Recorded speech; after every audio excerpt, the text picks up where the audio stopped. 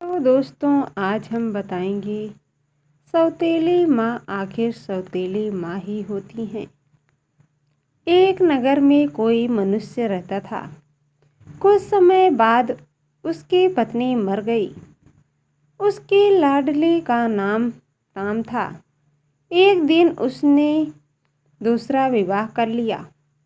उसकी सौतेली माँ बालिका से स्नेह नहीं करती थी। पूरे दिन काम करके भूखी बालिका को सो जाती थी। सौतेली माँ की भी एक कन्या थी जिसका नाम काम था। कुछ दिनों के बाद उसके पिता की मृत्यु हो गई। अब तो टाम नामक कन्या की दुर्दशा होने लगी। यद्यपि पिता का एक विशाल भवन था, किंतु बालिका एक छोटे से कमरे में रहती थी। अन्य कक्षाओं में वह प्रवेश नहीं कर सकती थी। घर का सारा काम भी वही करती थी। सारा काम करके वह कमज़ोर हो गई थी, परंतु किसी को कुछ भी नहीं कहती। एक दिन सौतेली माँ ने उसे लकड़ी लेने वन में भेजा। उसने विचार किया, अच्छा होता यदि इसे कोई भेड़िया खा जाता, लेकिन मरने वालों से बचाने वाला बलवान होता है।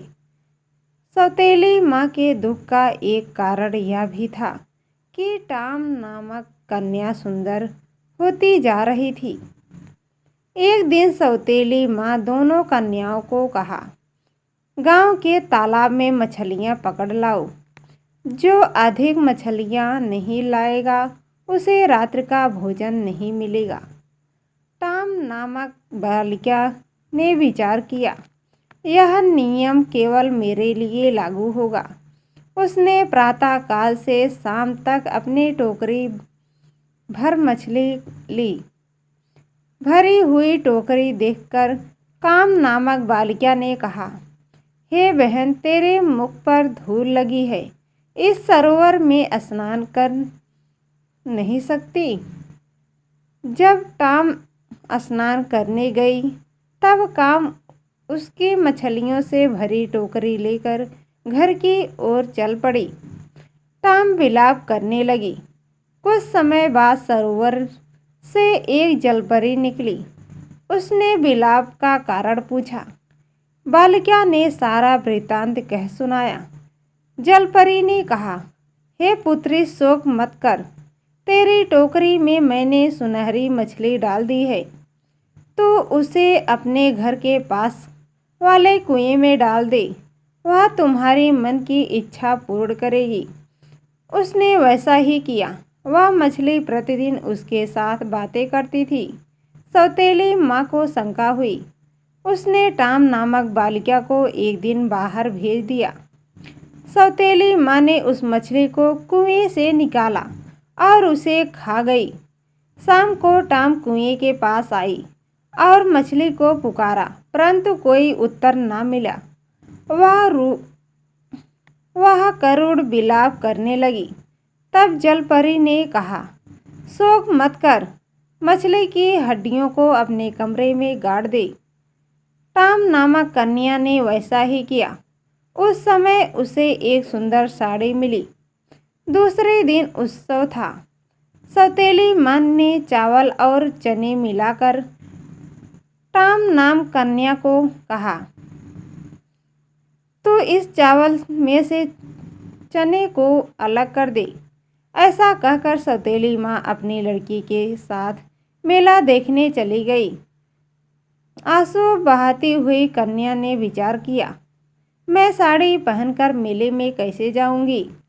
उसी समय हजारों चिड़ियाएं वहां आ गई। क्षण भर में ही चावलों में से चने को अलग कर दिया। वह शीघ्र ही साड़ी और जूते पहनकर राजकुमारी की तरह मेले में पहुंची। उसे आई देखकर काम नामक बालिका ने माँ के कान में कहा, यह बालिका जो राजकुमारी जैसी लग रही है, क्या यही टाम है। सौतेली माँ को देखकर टाम नामक बालिका भय के कारण भागने लगी। उसका एक जूता वहीं गिर पड़ा।